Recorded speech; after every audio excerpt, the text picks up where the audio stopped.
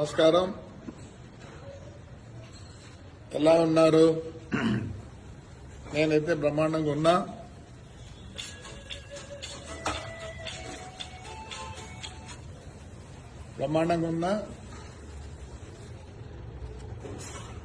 త్వరలో ఊరికి కూడా వస్తాను. అన్ని బాగానే ఉన్నాయి, కానీ కొందరు ఇసుక విషయంలో నేను ఒప్పుకోను. నా దగ్గర లిస్ట్ అంతా ఉంది. సోమవారం మీరు కనుక నాకు రిప్లై ఇచ్చి లిస్టు పంపివ్వండి, పంపిస్తా. ఈరోజు సిఐలకు ఎస్ఐలకు చెప్తున్నా.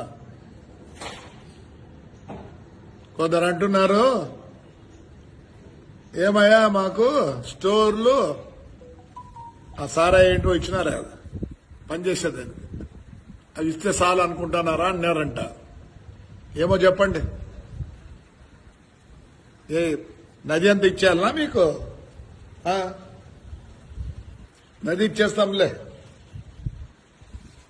దాంట్లో చాలా మంది ఉన్నారు.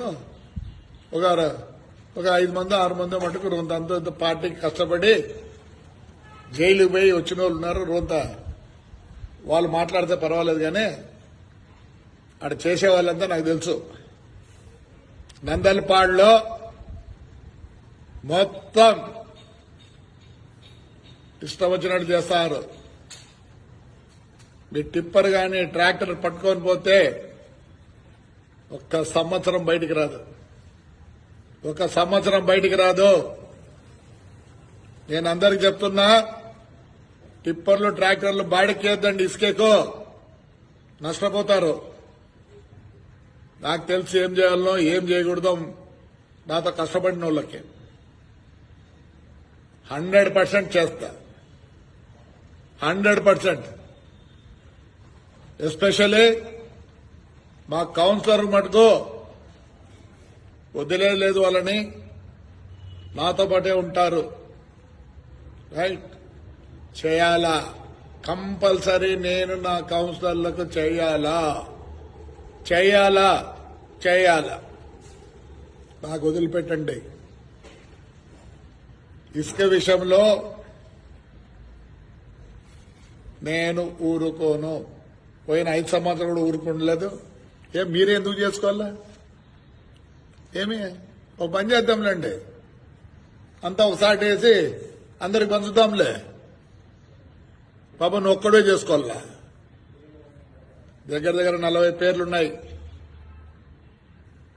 భద్రం, దయచేసి ఇసుక విషయంలో నన్ను క్షమించండి.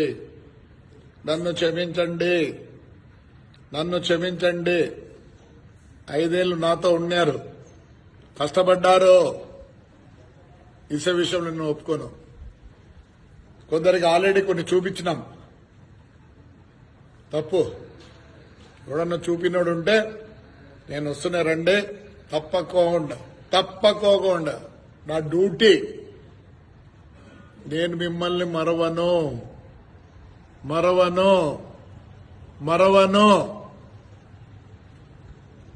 మీ వల్లే నేను ఆడ నిలబడగలిగిన.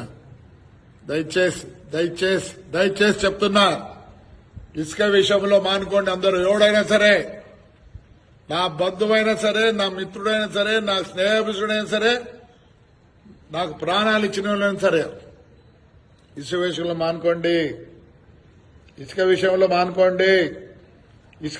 మానుకోండి. రైట్.